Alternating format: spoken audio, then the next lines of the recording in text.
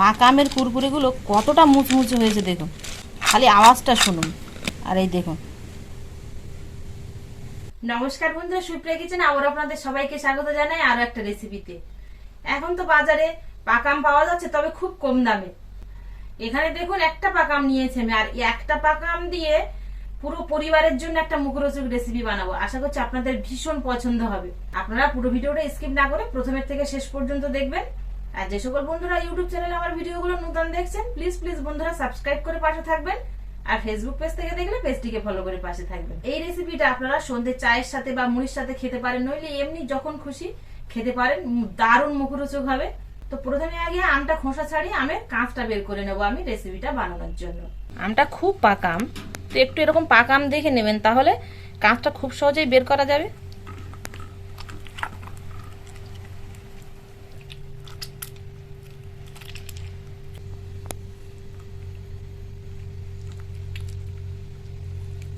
আমের আঁটি থেকে একদম পুরো নদাটা বের করে নিয়েছি।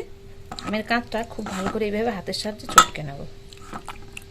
আমের কাঁচটা বের করে নিয়েছি, এবার এর মধ্যে আমি আরো কিছু উপকরণ দিয়ে মিশিয়ে নেব। তবে আমটা আপনারা হালকা একটু টক রসা, যে আমগুলো হয় একটু টক টক লাগে খেতে, টক মিষ্টি, সেরকম আম দেখে নেবেন, তাহলে খুব ভালোভাবে টেস্ট হবে খেতে। এর মধ্যে দিয়ে দেবো 3 চামচ আতপ চালের গুঁড়ো, 1 চিমটি পরিমাণ লবণ। এবার দিয়ে দেবো এর মধ্যে বেসন। বেসনটা একটা মাপ করেই দিতে হবে, যতটা লাগবে সেরকম ভাবে দিতে হবে।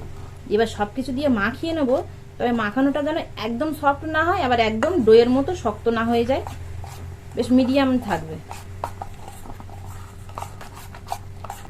এখনো নরম আছে, আর একটু লাগবে।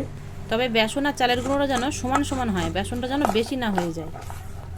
এবার দেখুন ঠিক ঘনত্বটা এরকমই আছে, একেবারে গাঢ় না, আবার একেবারে কিন্তু ডোয়ের মতো শক্ত না, দেখুন ঠিক এরকম। এবার এখানে নিয়েছি একটা আমি টাটা লবণের প্যাকেট। তো এই প্যাকেট পরিষ্কার করে ধুয়ে নিয়েছি, ওপরটা, ভেতরটা কিন্তু ধুইনি।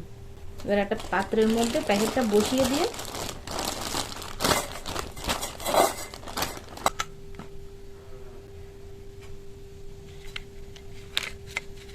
ডোয়ের মধ্যে থেকে নিয়ে তুলে প্যাকেটের মধ্যে দিয়ে ভরে নেব।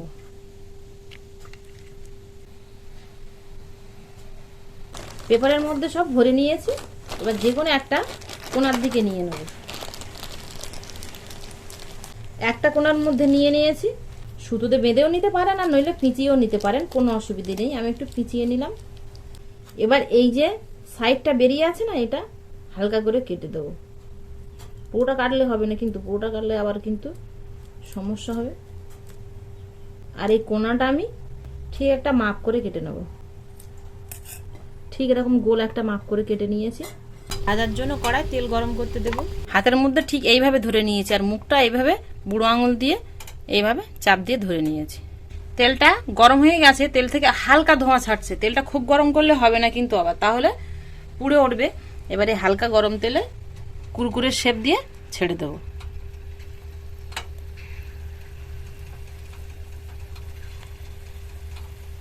আমি এক হাত দিয়ে ছাড়ছি, সেই জন্য কাঁচি দিয়ে কাটতে পারছি না। তবে আপনারা অবশ্যই কাঁচি দিয়ে কেটে নেবেন, তাহলে খুব ভালো হবে। তবে কাঁচির গায়ে কিন্তু একটু তেল মাখিয়ে নেবেন, তাহলে আর জড়াবে না।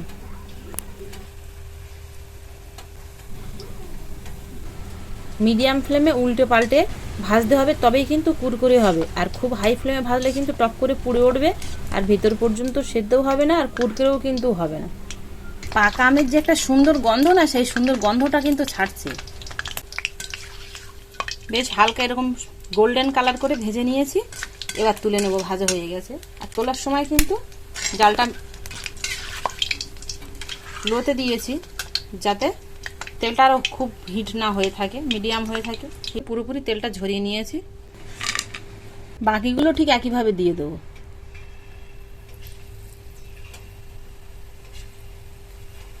বাকিগুলো একই রকমভাবে ভেজে নিয়েছি, তুলে নেব।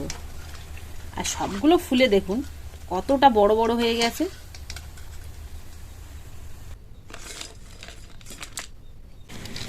পাকা আমের কুরকুরেগুলো কতটা মুচমুচে হয়েছে দেখুন, খালি আওয়াজটা শুনুন।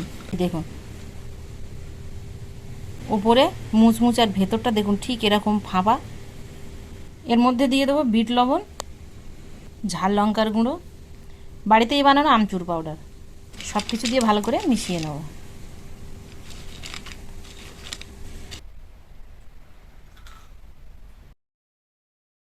তাহলে আওয়াজটা শুনুন কতটা মুচমুচে হয়েছে, দারুণ হয়েছে, ঝাল ঝাল মিষ্টি মিষ্টি আর টক টক।